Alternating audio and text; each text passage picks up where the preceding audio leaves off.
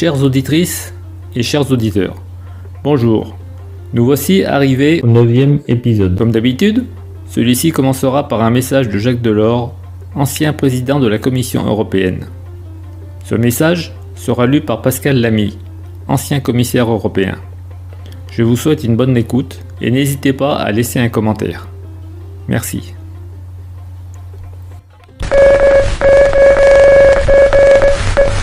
Chers amis, je vous invite à écouter pour revivre à 35 ans une aventure fabuleuse et unique dans l'histoire européenne qui a été le premier rallye raid Paris-Pékin en 1988. C'était 2 ans après ma première visite officielle comme président de la Commission européenne à Pékin.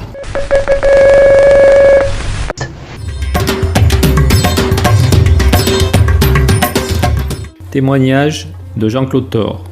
Après ma petite fête d'anniversaire hier soir, dans la capitale pakistanaise, nous avons passé une bonne nuit. Ce matin, 10 août, nous avons un départ de bonne heure pour Taxila.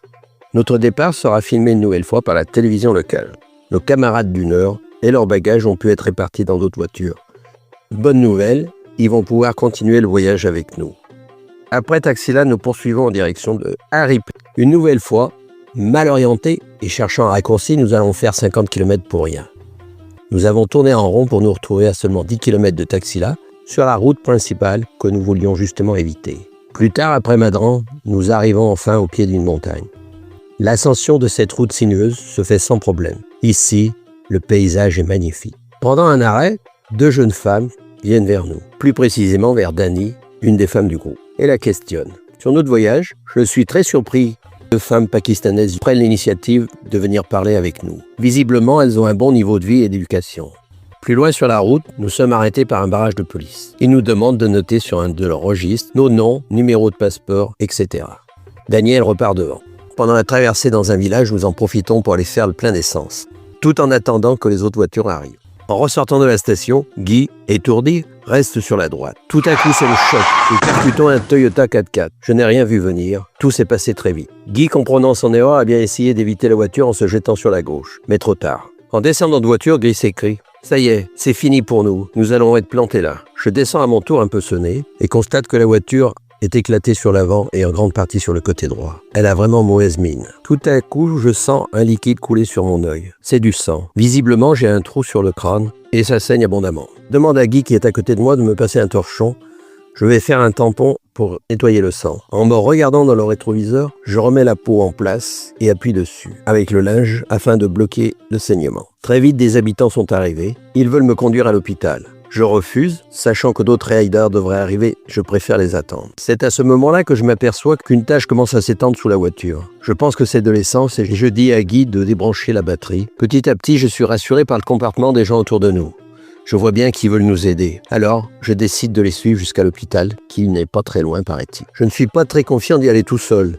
Déjà, je ne comprends pas l'anglais, donc ce qu'ils me disent. Mais la blessure semble très ouverte. Une fois sur place, les premiers soins me sont donnés avec compétence. Je vois le médecin saisir une grosse aiguille, et je comprends qu'il veut recoudre. Il le fera sans anesthésie. J'ai un petit peu peur de m'évanouir et je leur demande de me donner de l'eau pour me rafraîchir. Finalement, je ne sens rien, tout se passe bien. J'ai droit à 7 points de suture tout de même. Arrive alors à l'hôpital Patrick et Anne et quelques autres participants. Je suis enfin heureux de voir des têtes connues. Ils m'expliquent que nous sommes maintenant nombreux sur place et que certains sont déjà en train d'essayer de débloquer la voiture. Anne, qui avait apporté une trousse de secours, donne au médecin des produits qu'il n'a pas ici et l'aide à faire les derniers soins. Patrick restera avec moi le temps que je me repose. D'autres membres de l'organisation arrivent à leur tour sur les lieux et Janine, l'infirmière du groupe, vient me voir. Enfin, Pascal arrive à son tour. Elle me dit que si je me sens mieux, tout est prêt pour reprendre la route. Je quitte alors l'hôpital avec elle, en remerciant tout le monde. Il y a maintenant beaucoup de monde autour de la voiture, dans la rue. La police est là et les premières constatations ont été faites. Alain et l'organisation gèrent cela avec eux. Notre 205 est accroché derrière le camion d'assistance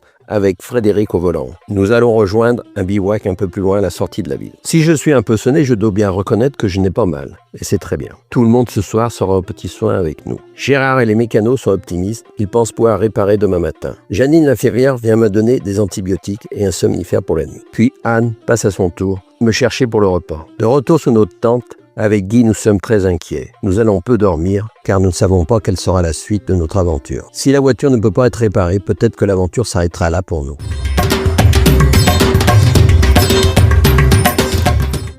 Ce matin, le campement servit de très bonne heure. Et les mécanos se mettent déjà au travail. Ils sont efficaces. Je vois la voiture reprendre forme. Il y a quelques pièces à changer et heureusement, nous les avons. Janine vient refaire mon pansement. C'est impressionnant, mais c'est très propre. Les habitants du voisinage sont venus nombreux autour de nos voitures pour nous rendre visite. Ils sont très intrigués par l'atelier mécanique et intéressés par mon bandage. Anne et Pascal qui font du charme à des jeunes filles avec assez de succès, puisque l'une d'entre elles vient les inviter chez elle, pas très loin du campement. À 11h, les premiers essais de démarrage de notre voiture échouent. Gérard modifie quelques réglages, entre autres la tête d'allumage. La deuxième tentative est la bonne. Ça y est, le moteur tourne, c'est gagné. La voiture 69 a plutôt belle allure. Une fois décabossée et remise en route. Chapeau, messieurs les mécanos. Et un grand merci. Les femmes du groupe préparent un grand repas collectif, pendant que les hommes rangent l'outillage et les bagages dans les voitures. Le convoi démarre enfin. À peine après 1 kilomètre de route, panique à bord. Un voyant de sécurité s'est allumé. Je stoppe en urgence. Encore un réglage, et cette fois tout va bien. Nous repartons. Le secteur est de plus en plus montagneux. Les démarrages en côte sont difficiles, mais nous arrivons au col, où il y a une superbe vue. Dommage que la route soit aussi pourrie. Des trous énormes parsèment la chaussée, et parfois, elle s'écroule carrément dans le fossé. Il n'est pas question de quitter la route des yeux quand on est autovolant. Alain nous demande de prendre le large, ils nous rattraperont plus loin. Résultat, de retour dans la vallée de l'Indus, nous retrouvons le seul équipage dans les parages.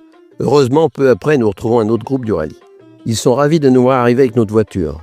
Après le choc de l'accident d'hier, certains pensaient que nous ne pourrions pas repartir. Nous faisons maintenant la route avec eux, et la nuit arrivant, nous n'avons pas intérêt à rester seuls. À une centaine de kilomètres de Gilgit, nous coupons enfin les moteurs. Il est presque minuit. Ce vendredi matin, nous sommes entourés de parois rocheuses. De là, nous sommes entourés des sommets majestueux de l'Himalaya, avec des sommets à plus de 7000 mètres. Plus tard, à notre arrivée à Gilgit, nous retrouvons presque toutes les voitures. Nous allons enfin pouvoir nous reposer un peu, nous rafraîchir et faire de la lessive. Nous repartons de la ville vers 16h. Nous avons juste une petite étape à faire, une centaine de kilomètres. C'est un moment symbolique, car c'est dans les environs de Gilgit que la croisière jaune Citroën avait été bloquée et avait dû abandonner son rêve de rejoindre la Chine en voiture en 1932. Nous sommes certainement les premiers automobilistes européens à passer ici depuis. La vallée ici est de plus en plus belle. Dommage, par contre, que la route soit si dangereuse. Nous devons nous arrêter car il y a des couloirs d'avalanche. Et des éboulis tombent par moments. Nous avons eu très peur quand une voiture est restée bloquée entre deux coulées de pierre. Mais nous avons pu tous passer au compte-gouttes sans encombre. Les sommets enneigés sont de plus en plus nombreux. Le contraste avec la vallée verdoyante que nous avons quittée est saisissant. Nous allons bivouaquer ce soir dans la vallée de l'Unza. Ce 13 août, nous arrivons dans un petit village où nous aurons à passer le dernier poste de douane pakistanais. Celui-ci est situé bien avant la frontière physique avec la Chine. Nous en profitons pour dépenser nos dernières pièces locales et acheter des jus de fruits. Tous nos passeports sont tamponnés, signifiant la sortie du territoire. Au revoir le Pakistan. Un peu plus loin, notre convoi est finalement bloqué par un passage à gué inondé. 2 bus qui sont engagés dans les eaux bataillent durement pour s'en sortir. Mais nous ne pourrons pas passer. Nous faisons demi-tour pour trouver un coin de bivouac. Nous passerons demain, quand le gel nocturne aura bloqué un peu la fonte des neiges et que la hauteur de la rivière sera moins importante. Le col frontière avec la Chine est à moins de 100 km. La traversée du Pakistan m'a surprise à plusieurs reprises. Et la circulation a été plus sûre que prévu. La population a été toujours très sympa avec nous. Parfois même un peu trop envahissant. À chacun de nos arrêts, les habitants venaient autour de nous, cherchant à communiquer. Il faut dire que les médias locaux avaient beaucoup parlé de notre passage. Et les Pakistanais rencontrés étaient intrigués par notre aventure. Nous avons vu des paysages majestueux et un peuple fier, malgré la pauvreté omniprésente d'une majorité de la population. Je dois souligner que quand nous avons eu notre accident, tout le monde a été formidable, de gentillesse et de réconfort avec nous, y compris la population pakistanaise qui a réagi à merveille. Ce sont pour moi des moments intenses qui ont suivi cet accident, par la manifestation d'une grande solidarité de tous. Merci à eux. Nous partons de bonne heure pour rejoindre le passage à gué. Un des 4x4 passe en premier. L'eau monte jusqu'aux portières. C'est donc sans espoir pour nos voitures. Nous devons les faire tracter une à une par un 4x4 ou le camion d'assistance. Ça va prendre du temps, mais si les attaches tiennent, c'est tout bon. Sinon, il faut replonger dans l'eau froide pour rattacher la voiture. Enfin, tous les véhicules arrivent sur l'autre rive. Les moteurs toussent un peu, mais redémarrent sans trop de problèmes. Nous allons pouvoir filer vers la frontière, où nous sommes attendus depuis plusieurs heures. Témoignage de Christophe de Scheemaker. Nous voilà arrivés à Gilgit, qui était la dernière petite ville avant de rentrer dans la chaîne montagneuse à 1500 mètres, où on avait déjà une vue magnifique sur la chaîne himalayenne, dont le K2. Là, on traverse un pont suspendu qui était au-dessus de l'Indus. On roule par, c'était la route qu'on appelle donc le fameux Karakorum Highway, qui fait plus de 1200 km de longueur. On va vers la vallée de l'Unza, où il y avait des grottes préhistoriques qui sont également, qui font partie du patrimoine de l'UNESCO. Et là, on a fait un bivouac sous le ciel à 2438 mètres, très impressionnant. Donc sur un plateau, imaginez le soir un ciel qui était tellement clair où on voyait à l'œil nu la Voie lactée, les étoiles. C'était un tableau vivant de l'espace, mais c'était majestueux, j'ai pas d'autres mots. Et il faut dire que cette chaîne de l'Himalaya, c'est tellement grand que les Alpes chez nous, c'est rien à côté. Et après une nuit très froide, on était bien enveloppés dans des sacs à couchage thermiques, on continue la route, disons plutôt un sentier qui nous amène vers la fameuse Kunjara Pass. Et la voiture, donc une Renault 5, elle passait sans problème. Là, on a eu un moment très dur. Donc l'Indus était sorti de son lit. Une partie de la route était complètement du fleuve. Et on a réussi à s'en sortir. On avait donc dans l'assistance un camion 6x6, un Tatra, qui nous a sortis en tirant avec des câbles.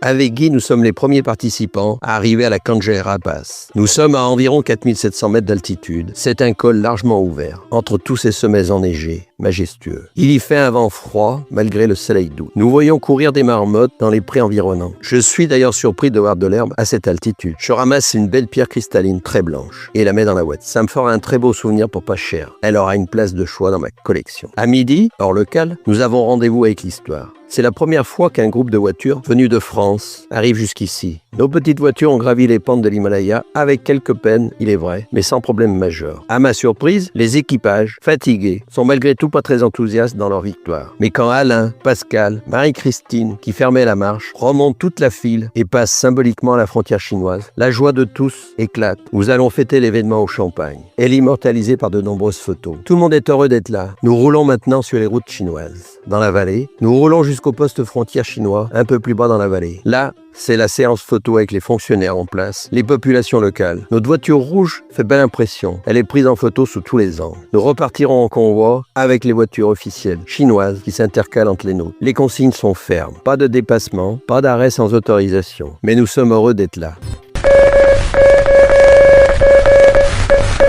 Ce 9e épisode a été réalisé par Guy Pacalin, un des participants du Rallye Raid Paris-Pékin 1988.